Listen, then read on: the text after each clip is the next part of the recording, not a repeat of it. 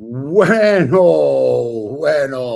Welcome, everybody, to another episode of the South Star Classroom. We've got our co-hosts, the magnificent, the amazing, the beard of knowledge, David Castillo, with us. As always, the doctor, the real doctor, Dr. Charles Cole, and our radiant queen, Jubilee Ransom. Because Jubilee is with us, always got to do them check-ins, see how everyone's doing. We have been told by our sponsors to keep check-ins under 5 minutes. So we yes. Today, I thought you were saying 5 minutes apiece total. Yes. No, 5 minutes total. So, ladies first, Jubilee, how have you been, man? She's sideways right now. I'm trying to load up my laptop. It took forever to turn back on. I am tired. I am grateful. I am cold. I am excited that March 8th will bring us, spring ahead. So we'll have more daylight. I'm just counting down. That's all. Yes, indeed. Mm-hmm. All of the daylight saved. Hey, that's pretty good. That was quick, sweet, and beautiful. Mm-hmm. David, brother, we got a lot to talk about today. We do. How are you feeling? Man, I'm busy. I feel like I've been going really hard, like with work and with play, Ooh, I like that. That's good. Yeah. And like just really disturbed with all the news that's coming out. It's like every day something new. It's like these latest allegations that the Department of Justice is like actively hiding, this interview with the victim of Donald Trump. And then he's giving the State of the Union like nothing's happening, right? The Dow is at 20,000, whatever. That stuff is exhausting. But other than that, I got to spend time with one of my aunts down here. She had her 90th birthday, and she's still harassing, the meseros at the restaurants, which I love. And then, that's it. Yeah, excited to dig in and kind of make sense of what we saw this last couple of days in Mexico. It's far from over. It's going to be very interesting. I'm excited to dive in myself because it's a topic that I think a lot of people want to know more about and don't know a ton about given the history. The doc.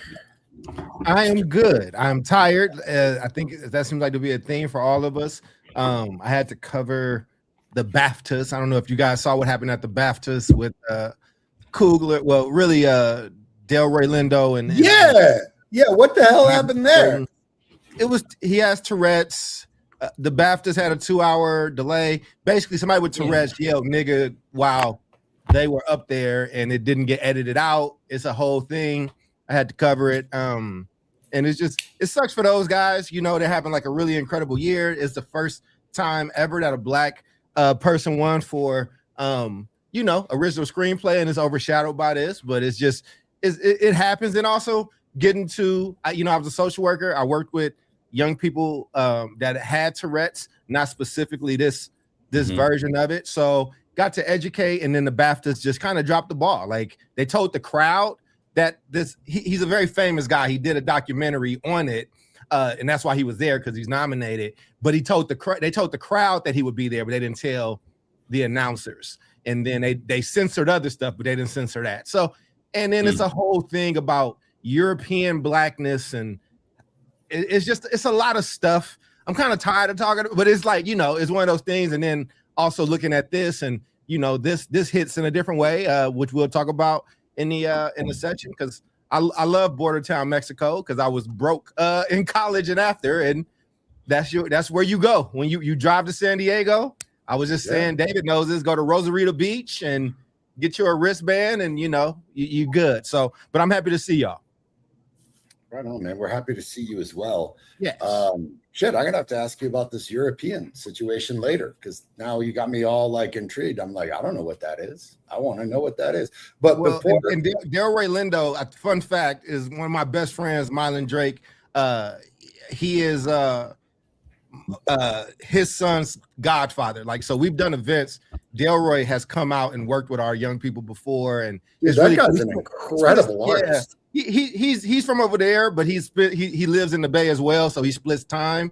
So he's just a cool cat, and you hate seeing him having to go through this stuff late in his career, but he's nominated, it's going well for him. So, and he was a complete gentleman throughout the whole thing, so he's always classy. So, what you gonna do? I love that. I love that about him. He was great in Sinners, but man, I have loved that dude in a whole lot of movies. Shit, man. Have you watched The Five Bloods? The what? Have you The watched Five Bloods? The Yeah, Five Bloods? 100%. Yeah. Okay. Yeah. Well, I don't want to Especially- take too much time in the intro, but yeah, That's a great movie. he's incredible. Yeah. All right. Well, everything is I'm tired too. I think it's just we're all tired, right? Like we're about to jump into daylight savings. We're kind of getting close to spring break. We all need that relief. We all need that break. But speaking, ladies and gentlemen, of spring break, if you are planning your spring break to Mexico, I would definitively advise you, right? I speak English 17 Dr. Peppers. I would advise you all to think quite differently. So this The episode, president said it's safe, Omar. She said it's safe. I'm listening to the president. Shit. Rest in power, my man, Senator Davis. Shit. That would be like if the president of Mexico, she was telling me, like, dude, come on over, I'd be like, shit. I get it.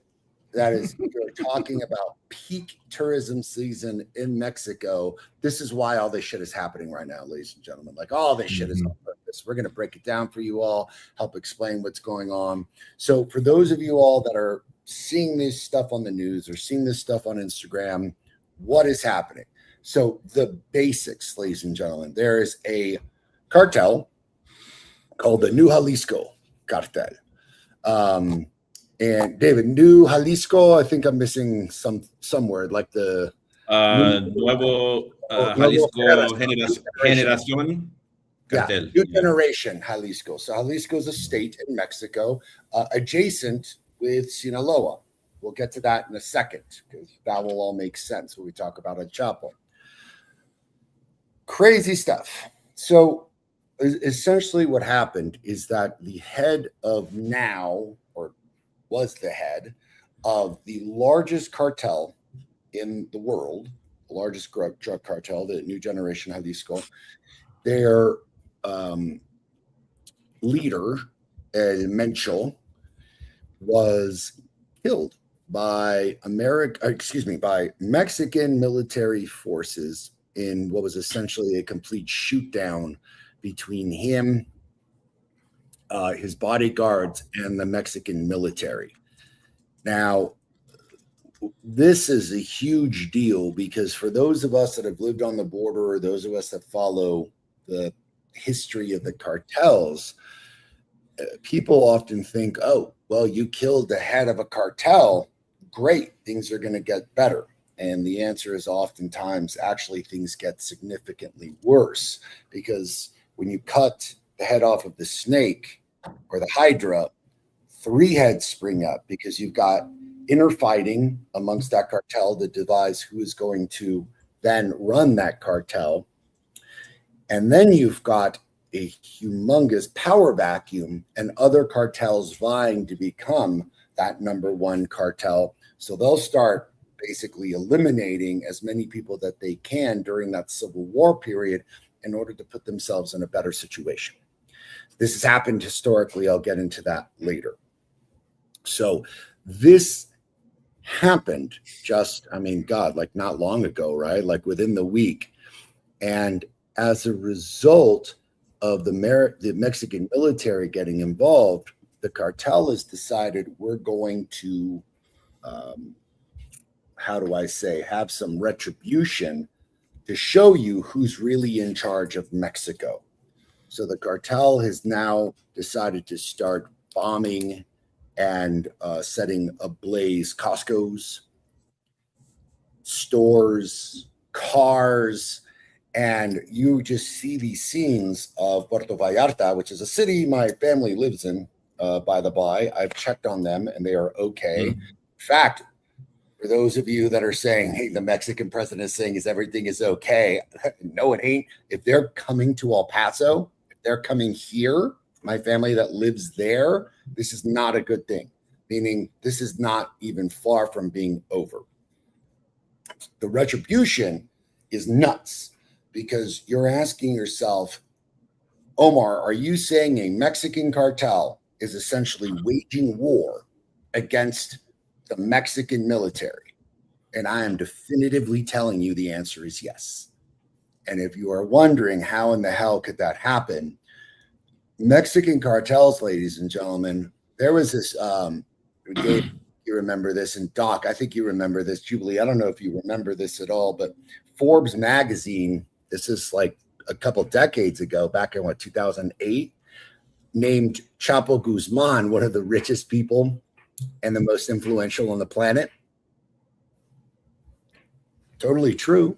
The amount of money that drug cartels, ladies and gentlemen, outmatch, I would arguably say, hundreds of world countries, maybe over 100. There's only like 320 something countries in the world, but I would easily wage money that the cartel's wealth is greater than that of many countries.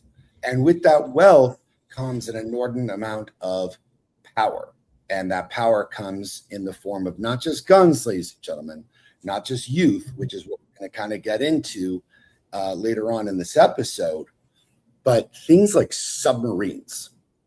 Cartels own submarines, ladies and gentlemen. They own heavy artillery, heavy sway, heavy levels of power amongst these places, because oftentimes the cartel is the only place that people can gain employment and help their families survive, which I'm not advocating for, but it's just a circumstance of what is going on in Mexico.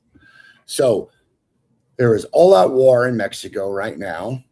People are, in fact, leaving. The Mexican president has said that it is safe. I would rebuke that immensely.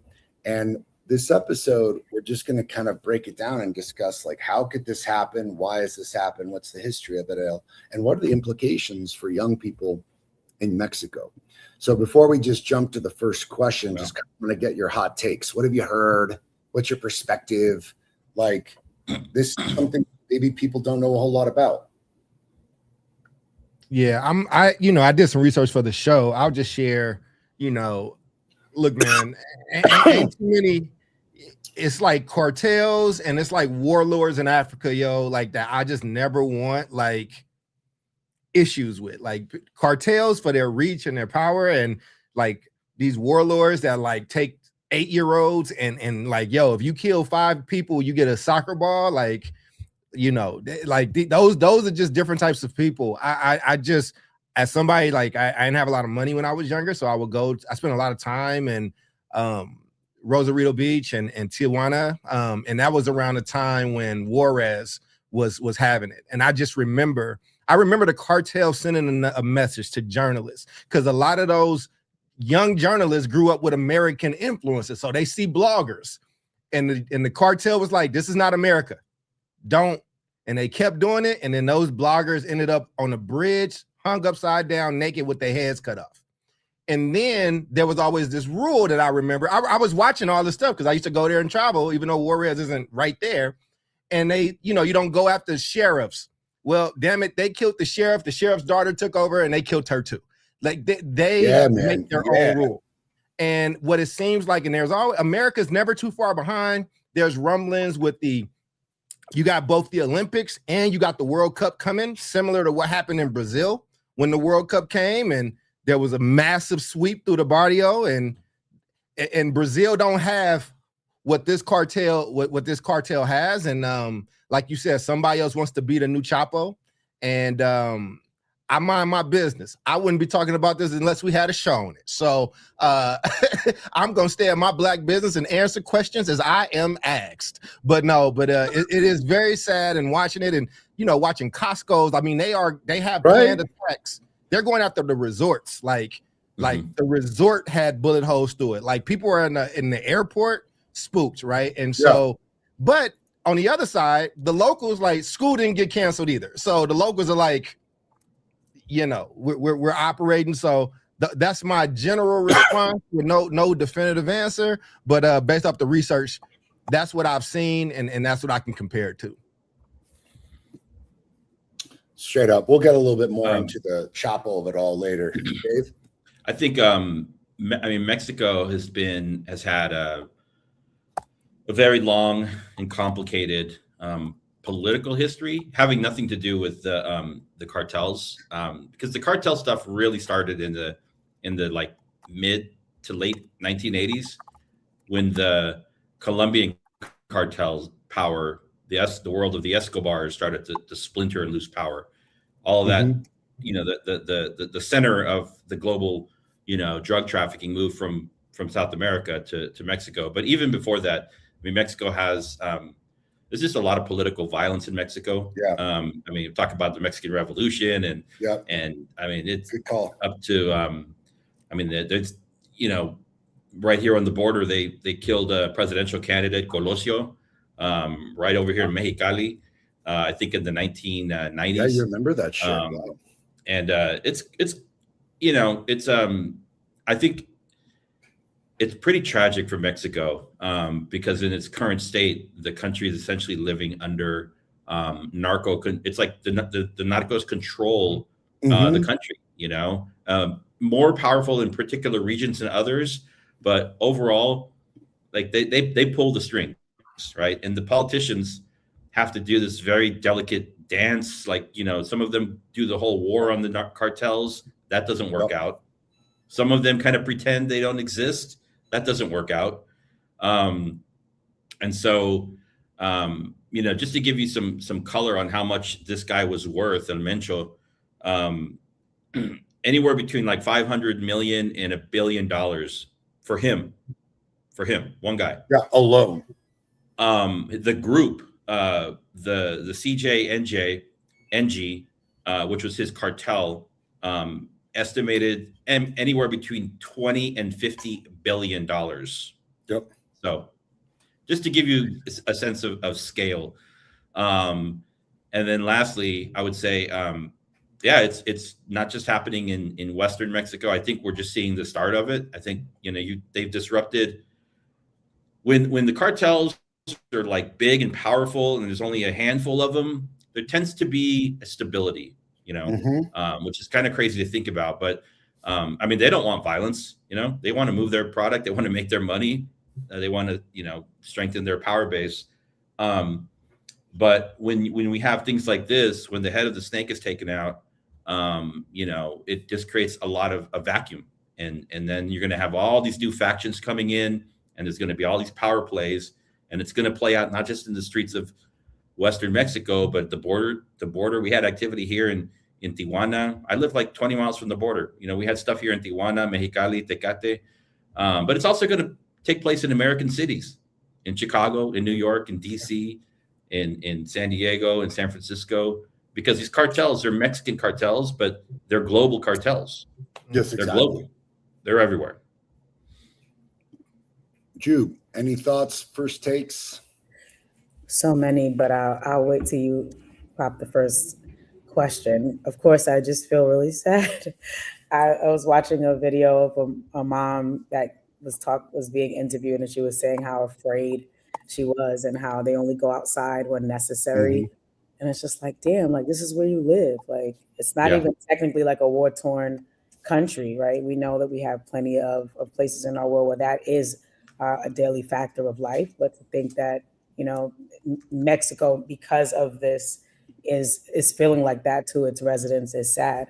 And the fact that, schools are shut down and people are terrified. So that makes me sad. That's my initial response. They going to school. That's what they were saying. It was like the locals was like, the locals were reassuring in the videos I watched, right? Like coming up, like the locals were reassuring all these tourists, like the worst of it is over. And then the president came out, but they just like, I don't know, man. I'm trying, because I want to be respectful, right? Like I don't want to, You know what I'm saying? But it's a cartel, man. People forget Escobar blew up a plane, yo, trying to kill a presidential candidate. He killed everybody on the plane, bro, and the dude wasn't even on there. Like, these people are different. Listen, man, they different. Yeah. So, like I said, like David said, I'm in Chicago. Like the cartel is here. Like they are very much here. Remember we was talking about the Venezuelans being here and all that stuff. Some of that stuff has like spilled out. I'm in the south suburbs, just so you get a sense of what David's talking about. The city pushes a lot of that stuff. They push that stuff out here to Harvey and Dalton, and like you see it. Like when you're like in a black suburb and you see like a lot of Latino people that's not normally there, it's like, oh, it's like something's happening here. And we just know to mind our business. I'm gonna just be honest with you. I mean, absolutely, man. And I got to tell you, most people keep their business. Here's the unfortunate aftermath, Jubilee, is that shit gets caught in the crossfires a lot. Mm-hmm. However, here's the irony of it all. And this is for those of us that live on the border and have dealt with this stuff. And like, you know, Doc was talking about the extraordinary level of violence in Juarez back in 2008 when Chapo basically took out the Fuentes Carrillo cartel and its entire infrastructure to become the dominant drug dealer in the world, or the narco, right? So much so that they have corridas, they have songs about this guy. And I'm going to get into why that's prevalent. But what's interesting is that the cartels are usually quite focused on who they are targeting.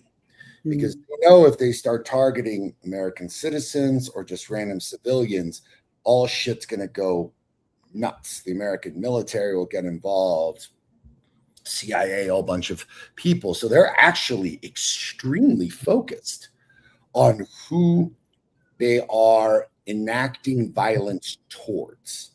And as Doc stated, I'll give you an example. Chapo in Juarez, which is right next door to me, had this massive banner on one of the buildings of all the people that they were going to kill, the Presidente Municipal, the head of police, the head of Morales, and they started executing these cats and marking them off the list. And in all of that, that's called a leaderboard.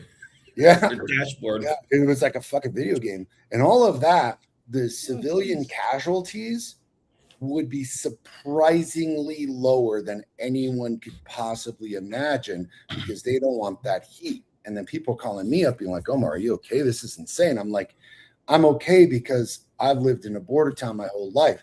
They don't touch people over here, because the minute they mess with anyone that's American, now you've got the American military involved. And like, so sorry, dude. Like, I may not be a huge fan of how much we spend on the military, but given how much money we spend on the military, ain't no one going to touch us, dude. Like, if we wanted to put a drone out and just absolutely decimate anything or anyone, we could.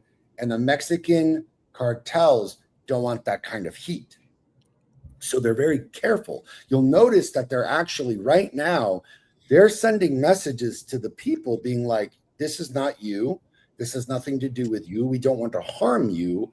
Please stay at home. These are the cartels sending the messages to the people, not the Mexican government, although they are. But the first to put a message out to the Mexican people was the new generación, the new generation Jalisco cartel. Like, please stay home. We don't want to harm you, which is the irony of all ironies in a situation like this. So it begs the first question, ladies and gentlemen, given the history. So how have decades of drug trafficking and cartel evolution in Mexico shaped the current security landscape?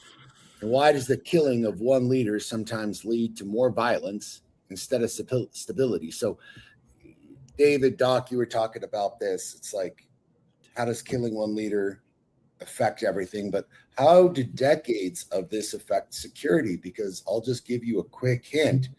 When you have more money than the country itself, more power, more military might in terms of guns, submarines, shit, people that are looking after you and protecting you.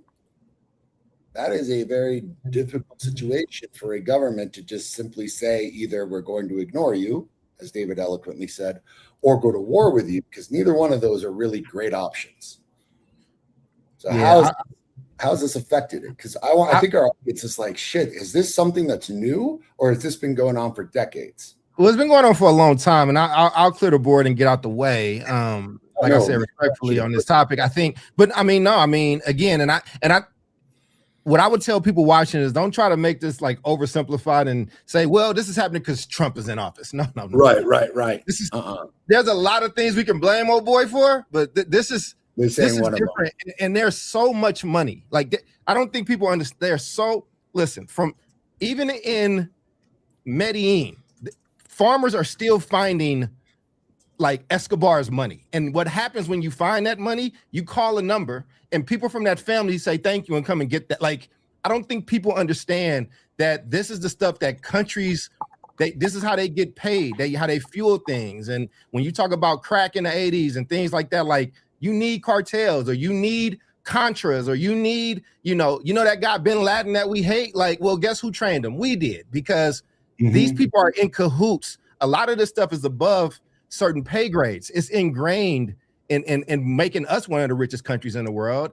And again, a cartel is not a country. It's not relegated to a country. They have a territory, but they're all over. Like David was pointing out, the way that this has shaped it is that it's scary to have, and this is sometimes why the CIA does some of the things. I'm not caping for the CIA, but when there's a power vacuum, it's even more dangerous for everybody. When people are like jockeying for that position to be next, when you talk about the head of the Hydra, who gets to be the new one, people are waiting there, and they tend to be very, very brutal people. And so, what this has done is like, look, we want to keep this business going. We want to keep selling, and it was cocaine before. It's been weed. Fentanyl is huge, man. It is huge, and it's easy to move. This is part of a global economy issue, and how do you deal with it? And I think that sometimes people are struggling with that. There's movies that kind of talk about that stuff. One of my favorite movies is Sicario, and it kind of talks about these kind of things and how they happen and how they got to take place and what you got to do so you don't have an international thing. You have to also look at, there are enemies of America that are in direct cahoots with, like, they're setting up in that area to kind of do stuff and bring things over. So I didn't give a full answer, but I'm trying to just explain the scope, because I don't want, I think a lot of people that are not familiar are devolving it to like, well, this is just like a rogue gang. And it's not. It's a very sophisticated system that once you think that you've tamped it down, it just grows up, whether it's Griselda, whether it's Chapo, whether it's these people. It's a lot of money, man. It's a lot of money. And I don't know what you do. I don't know what you do and stay diplomatic at the same time. And I think it takes us to a place that's above a lot of pay grades. I don't think this is the stuff where you call out armies. This is stuff where you call out operatives and send them in. So I'm gonna land my plane there because and again, yeah, I'm gonna just stop because it's a big topic, and like I said, I want to take it with respect. When it's the black topics, me and Jew be on the top of those. So with this one that's south of the border, I'm getting out the way and I'm gonna be commenting. But I'm fascinated in it in the sense because it's a fascinating story, but there's so much human capital that stands to be lost. And what do you do? Like, again, even the biggest gangs here don't want it with the police. They don't want it with the military. When you have an entity that size, that's like, we are declaring the war. We're taking all this down. That's just different, man. That's saying we don't care about the Americans. We don't care about, we don't like, it's going to be interesting. Yep. Absolutely, man. Not a good answer, David? but I got a question. I think it opens it up into like, this is a very complicated scenario that I would say there is, in this case, not a whole lot that Trump did to get involved, but I don't want to exclude the fact that like Trump and his team decided to bomb like Venezuelan boats that may or may not have had cartel stuff on it. and man, that can piss off a group of people. Just saying. Dave, Jubilee, what are y'all thoughts? I think Jubilee had something. I was reading something that was making it seem like this was a collaboration between the United States and Good question. Mexican government. Yeah. So about that. The SEAL Team 2, which is based here out of Coronado, San Diego, was in Mexico doing some kind of joint military exercises in that part of the country with the Mexican Navy a couple of weeks ago. But there's no direct proof that they were actually involved, but who knows, right? But there is no like direct proof that they were involved in the actual operation. So there's there's the operation, and then there's the intelligence. So oh yeah, yep. Yeah, I don't know if we'll ever know that, but it's very interesting because there is like this is not this is a Mexican issue, but it's also like there's all these aspects of it that cross borders, and this is kind of where you can get into it from an educational perspective. You know, if like I wish I was teaching 11th grade U.S. history right now. When you think about it, Mencho had illegally immigrated to the U.S. in the 1980s. He was living in San Francisco. He got arrested by San Francisco Police Department. I forgot for what, but there's a mugshot of him you can find from SFPD. Then he got deported, and then he started his thing. There's no clear indication right now about who the next leader will be, but one of the names that's coming up is a younger guy who's been in the organization for a while. What is his name? Forget his name. It's still not verified. His nickname is El Pelón, the bald one. Juan Carlos Valencia Gonzalez. This guy was born in Orange County, California in 1984. Yeah. So like Mexican American, Chicano dude or whatever you want to call him, then they go back. So there's all this like cross border stuff. We know whatever percentage of the drugs that they're trafficking, they traffic drugs to all over the world, not just the US, but most come to the US. A lot go to Europe. But the drugs are consumed here in this country on the streets of Philadelphia, San Francisco, Los Angeles, Chicago, DC, Dallas, Miami, San Diego. The US has a drug problem. We have a drug consumption issue. And we're never going to win this war on drugs. We're never going to win it. Sorry. Nancy Reagan, turn over in your grave. You lost. It brings up this whole what I think we need to start talking about again is like legalization of certain drugs, right? People are going to do drugs. They've always done drugs. What if the government got involved like many European countries have in regulating that stuff? Yes. Right. That's kind of a tangent, but the other cross-border piece is for every 100 weapons that they seize from Mexican drug cartels, 70 to 80 come from the US. So you want to talk about like, oh, gun control is an issue in the US. It is.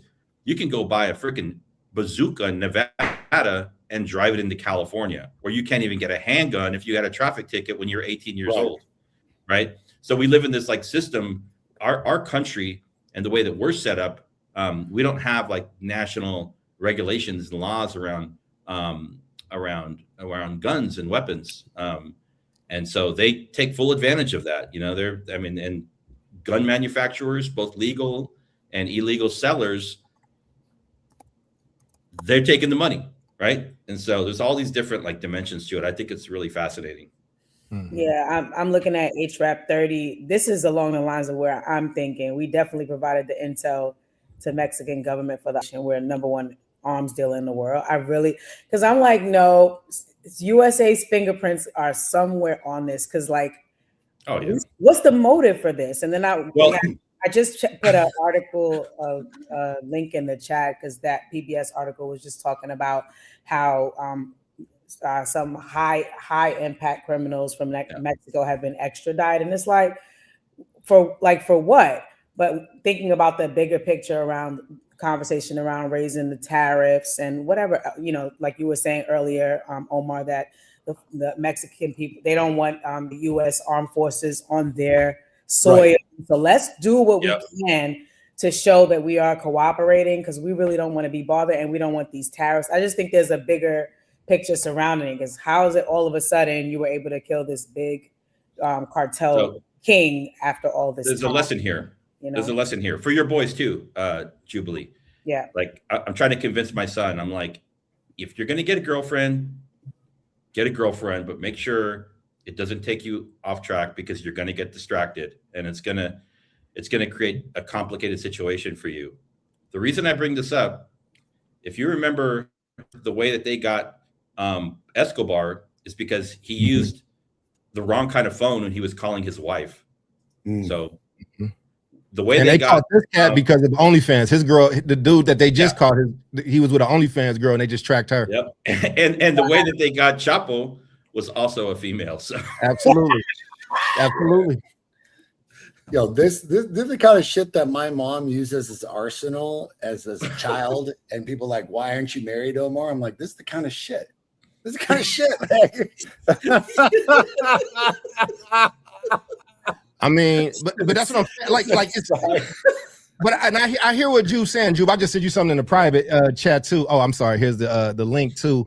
But but a lot of these people are a part of so we have our U.S. FBI most wanted list, global list. So these people are still global. They're globally wanted, right? Like we want to capture these people. We want to. Also, I don't think the U.S. doesn't have a lot of faith that the Mexican government would be able to hold these people. Remember, they captured Chapo before, and then he escaped through the tunnel system.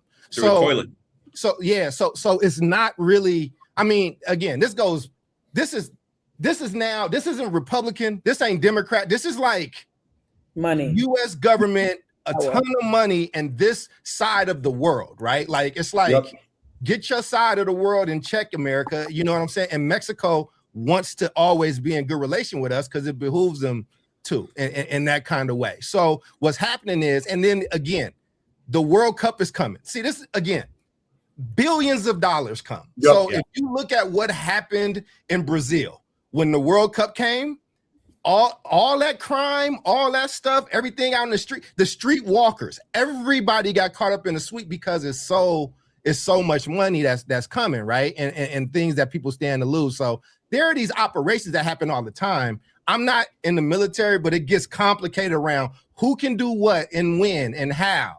So sometimes we can't touch it, but we can pay for it, or we can do this, or they need, or we do a favor for them, they do a favor for us. So again, it's a lot of countries that want to get these people captured.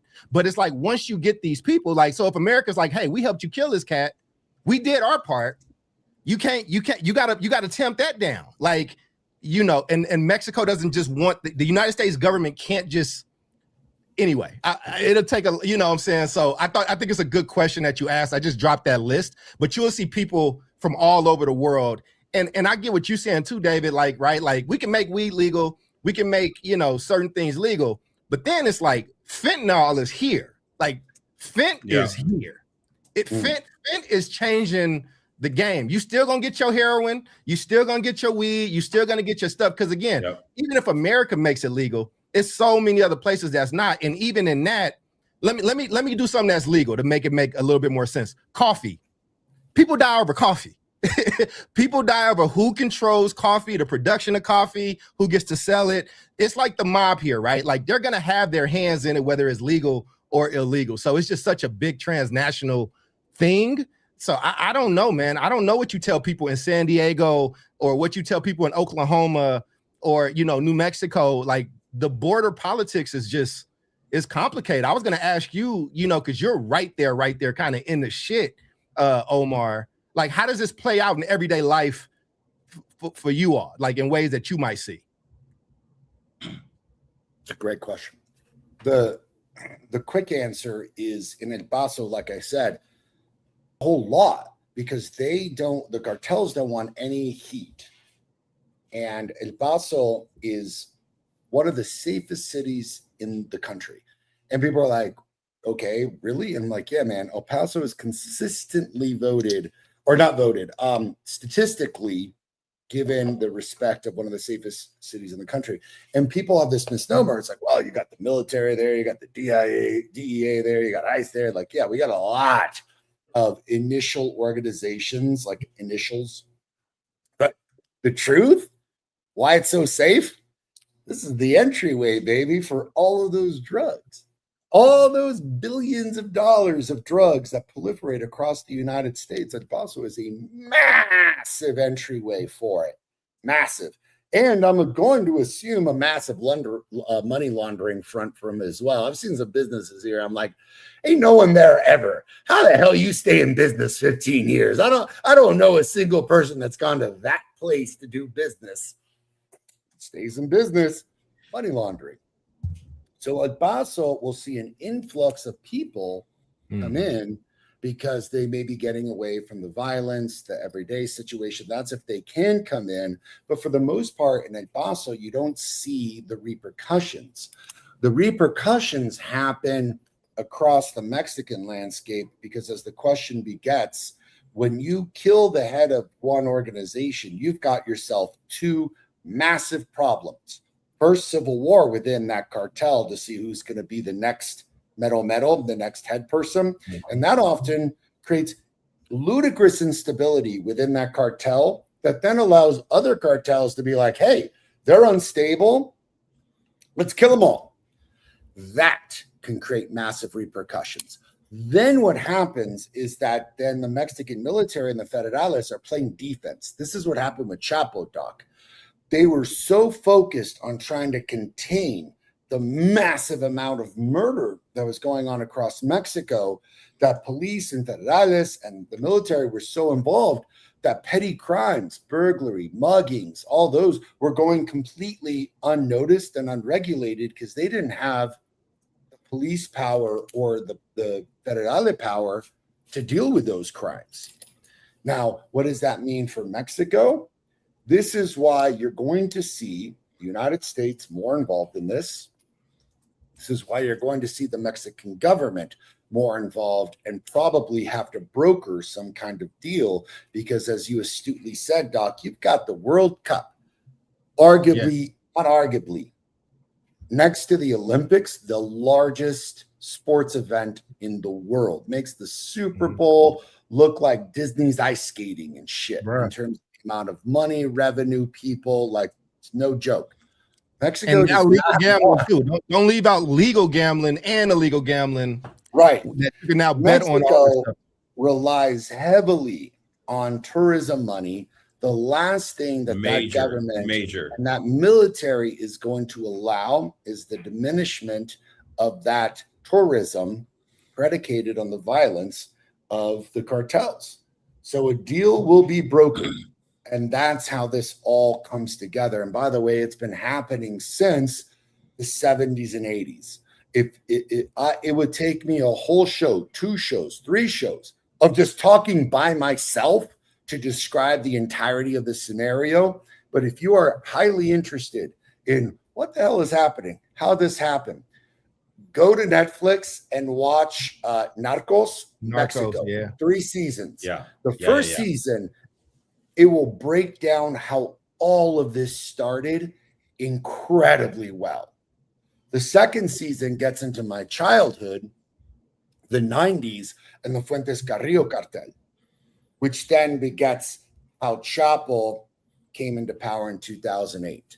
So, yeah, man, it is a very complicated endeavor, but that begets the second one is like people internationally have a vision of what's going on. I have, because I've lived here, because I know the situation, a significantly more in-depth look into what's happening. But I ask you all, like, how do you think the media has played a role in shaping the public perception of the cartel and what's going on in Mexico? I think they do it terribly because every country every country is trying to make their country not look bad, not look like a player. So, you know, you might say Escobar didn't just deal with Escobar controlled 80% of global cocaine market, like of the world. Like, and then when he died, even if you watch Narcos, you'll see early these other people, you'll see early remnants of Chapo, you'll see like these like kids, like people, you'll see some of these people start working with the government because they want to get the guy out, and it's so much money. And I think it's so when the media, it's hard for the media to control it because the government will step in and say, we're not. Y'all don't remember Ronald Reagan getting on TV and saying, we did not negotiate, we did not pay or negotiate. And then he had to come back when the evidence was damning, because it's embarrassing. And every government has their hand in this stuff because it's big business. It's so intertwined with everything. Wasn't there a study that there is no every American dollar made in whatever year has trace cocaine on it or something? It's ridiculous. Like, and so I think the media hasn't always done a good job of talking about just how pertinent this was. And then when you do get somebody that's honest, there's a guy by the name of Gary Webb from the San Jose paper. He is the person who exposed, remember, Freeway Ricky Ross worked with him. They're the ones that, you know, he's the one that broke the deal around crack being brought into black communities, and he was blackballed and shamed. And he just happened to they said he killed himself. He did not kill himself. So when you do, cartels don't fuck around with media. They don't play games with journalists. And they said Gary Webb was they called him they said he was crazy and paranoid and all this stuff. They got that dude off the map. And that news travels. That news travels. And when you're writing a story and you get called into an office and someone gets killed, there's a bigger office that's like, hey, we working on something. We're running this play. You cannot report X, Y, and Z. And so that's why.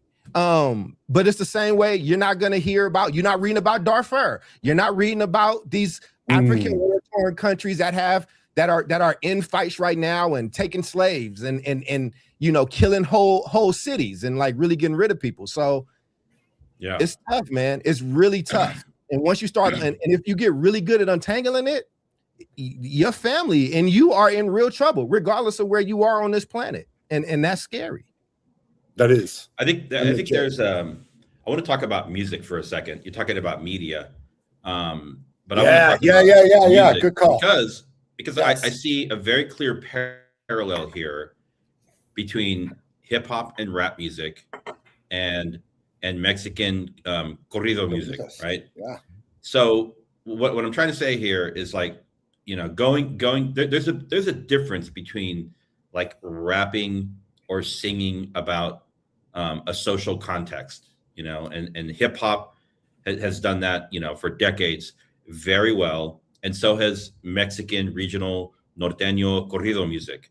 But there's a difference when you go from like singing to document history and experience to promoting cultures of violence, whether it be on the streets of Chicago or the Bronx or on the streets of Sinaloa, right? And a lot of musicians now in Mexico have gotten, you know, and it's kind of like once you're locked in. You can't walk away from that stuff. They'll pay you and they will expect you to continue to make music that supports particular cartels, right? And the big cartels. And it's a lifestyle choice. But once you're locked in, you're locked in. Look at what happened to. So is there a responsibility of the artists? Well, I would say yes, but if you think no, eventually something is going to happen to you. So like, look at what happened to Chalino Sanchez, right? One of the most famous like Mexican singers from Western Mexico, and he was taken out like due to violence, right? Somebody handed him a note. It's like on the internet, you can find it during one of his concerts, and he read the note, and it was basically a death threat. He was dead within a week. And now you have artists like Peso Pluma, big, huge artist, And he's come 50 out and Cent made did some some shit with them. statements. I think 50 has done some shows with them. And he's come out and made statements. He's like, I'm not going to change my music. I'm going to still like talk about like, you know, but and he's kind of like borderline, like, dude, are you promoting this stuff? You know? Mm-hmm. And I mean, because there's a cost to that. So I think there's this other piece of how we, you know, and the same could be said for like this general culture that we have now of like, you know, people wanting to like have the appearance of being wealthier than they are with clothes and cars and bling, right? Essentially trying to like mirror, you know, what it looks like to be a drug dealer, right? On both sides of the border. And so there's all these like tangents from the US to Mexico, which I think are quite fascinating. Well, and stay there, David. I mean, you know, Jubilee, are you a Anita Baker fan? I love Anita. She's my favorite songstress. Do you like Anita Baker? Love her. Freeway Rick Ross paid for Anita Baker's first album. He put $600,000 of crack money there because, again, you also have to watch this money. You can't just all this money. You can't just go. It's called narco philanthropy. Narco philanthropy. Team, we're telling people they got to go watch Narco and then go watch Ozark. Because you got to clean the money, right? Like, so again, yeah, man. I love Anita Baker. Freeway likes Anita Baker, but he also got all this money. You can't just, you have to show and again, people don't want problems with the IRS, man. People, again, it don't matter who the president is, Democrat or Republican. You know what department of the government seems to always run okay? The fucking IRS. Yeah. Dude. And also just look in our history. You know who took, I'm in Chicago, Al Capone. You know who took down Al Capone? It wasn't the FBI. It wasn't the military. Yeah, man. It was the IRS. It was Department of the Treasury. It was the Department of Treasury. I don't know if the IRS was fully funded. It was not yet. Exactly, right. So again, from that. So all this money, all this global stuff, it's our hands. It's London's hands. It's a global commingling of money, and you got to watch it, you know. And it's so he talked about those Latin artists. It happens in our community. Like it's a whole thing, man. People get extorted every single day. And now you have new things. So look at like the NBA. Remember, I don't know if y'all remember earlier in the year, they had that coordinated thing where they caught the drug, not drugs, it was a gambling ring. And then they looked up the ladder. They looked up the ladder. It's the fucking cartel. Like it was like card games from like a ball player who's retired that could get all these. So like I'm a ball player, I'm retired. All of y'all play ball. Y'all trust me, y'all come and play, but it's a big money game. They had professional poker players coming out 6 years ago and been like, oh, that's a cartel game. Like, this is a rigged game. So again, the hands are everywhere. It's not, the borders aren't stopping much is all I'm saying. I'll drop a link in for you. It's fascinating. 100%. Yeah, man. And I mean, we could do a whole show that I would probably not do. Right. Like you know what I'm saying, Doc? Yeah, you do. Right. Right. Certain partnerships that exist. I'll leave it at that. Within this reality that would absolutely blindside most of our audience members. Like I said, I just live here. I kind of know it. A lot of people do know it. I'm also a researcher of history, and man, this goes a lot farther than you could think. Now, we are 5 minutes away from the show being over, ladies, and so I'd love to do some final thoughts. Yeah, exactly. Grand opening, grand closing. Or you can kind of take a stab at our last question is, for communities that are affected by cartel violence, what are some of the educational supports that we could provide? And I'd hate to be a cynic. I'm the biggest optimist on the face of the planet, but like it is a very difficult scenario for education to fight how pervasive and how extraordinary the cartels make their lifestyles look. So Doc, Dave, and Jubilee, y'all were already referencing this, like it's in the music, it's in the style, it's in the money.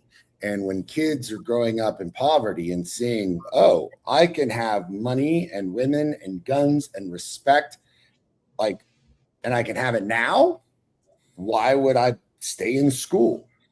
And that's a very difficult proposition because that feels like a whole other show, man. It is. It is, to be totally quite honest. I want to share a quick story, then I'll get out of the way for the closing thoughts. So in I'm going to date myself here. In 1991, maybe it was earlier, maybe 1990. I was 20 years old. It was 89. I was 19. I just graduated high school, and I went to Puerto Vallarta with a couple of friends from high school, a couple of girls, a couple of guys. And we stayed down there for a couple of weeks, living on the beach and doing all the things, right? And the girls that we were with were like, we want to go to a nightclub. We're like, okay. So we had to go out and buy clothes to go to a nightclub because we didn't bring those kind of clothes. And we ended up going to a club, and we all had a great time. When I watched Narcos Mexico, it all came back to me. The scene from the Puerto Vallarta nightclub where the Tijuana cartel came in and attacked Chapo's, or vice versa, where there was a massacre there at this nightclub. It was called Christine's. So my claim to fame is like I was there at the Christine's nightclub 2 years before the massive massacre happened. So we are all part of living history. You just have to like look around, right, and study it, because you will clearly see that we've all been in particular spaces in time, around these historical events. And so that's my closing thought. Very, very interesting, man. A beautiful nightclub. I was, Jube, I know if you, I couldn't see you, so I'll go after you, Jube. No, listen, this whole time I've been thinking about the Epstein files and how it's the same deal, right? Like you've got elite people, or you've got infiltration of systems and high-ranking officers and organizations, and like Charles was saying, like you've got a bunch of hands in the pot, I don't think you can get to this level of power.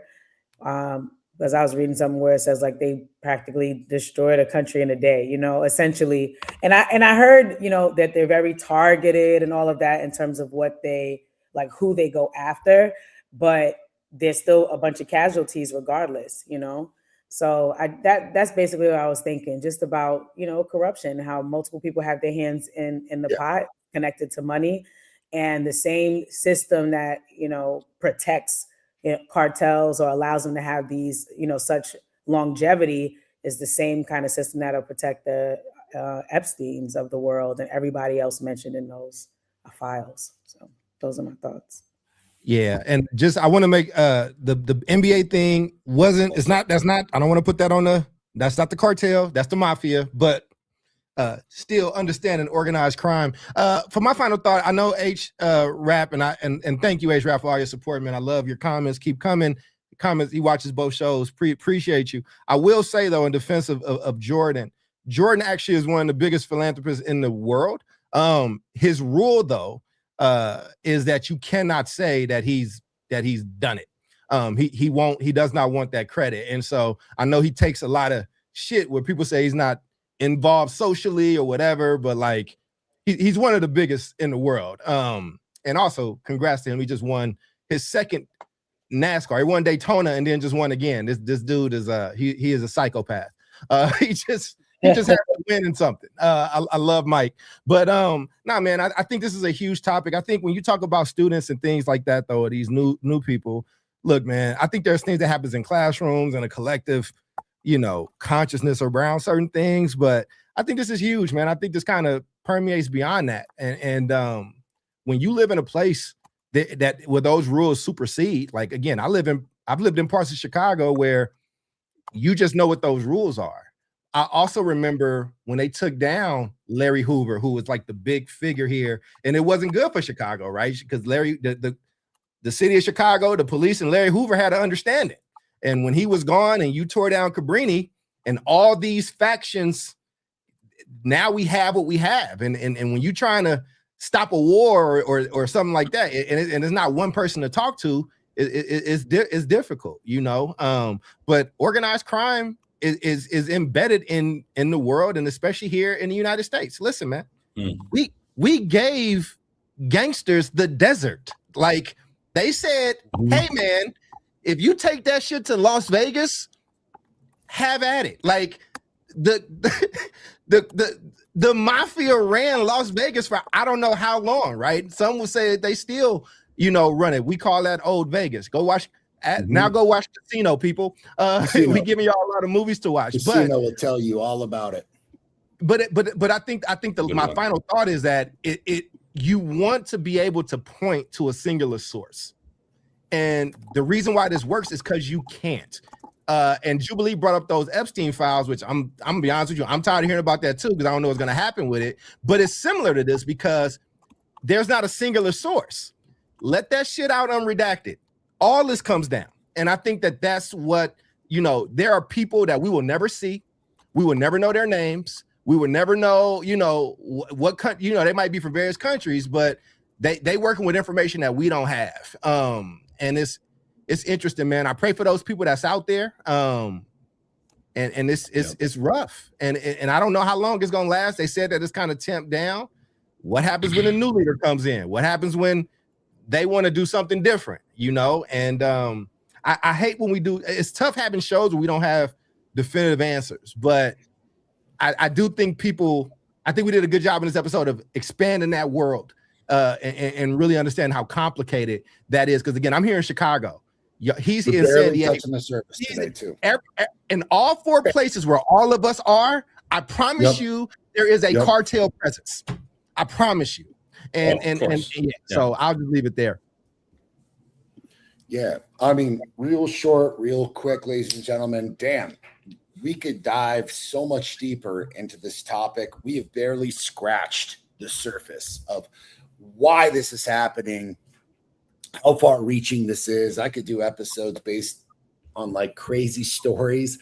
There's going to be, it finally got greenlit, and within the next few years, I believe a Netflix series on a family called the Chagra family that I knew quite well, that were deeply involved in the 1980s cartel situation that Woody Harrelson, his father, and he were involved in one way or the other. The father, sadly, was I believe, a judge that was killed as a result of all this. And Woody did not want this greenlit because he didn't want to relive this whole thing about his dad. But crazy. That's how far this thing reaches. But ladies and gentlemen, if you love this episode, let us know, because we can definitely go deeper. A-Trap, I'm not sure who you are, but damn, dude, you had some great commentary today. Please come back. Please keep it coming. Mama Toya, we love you. Absolutely. Thank you so much. Georgia Hanson, it's great to see you. It's been a little bit of while. Please join us again. On behalf of David Castillo, Dr. Charles Cole III, the Queen, Lee Ransom. My name is Omar Yanar. I'm your happy co-host of the South Star Classroom. Come back next week, same bat time, same bat channel. Good night. Peace. Stay safe. Peace.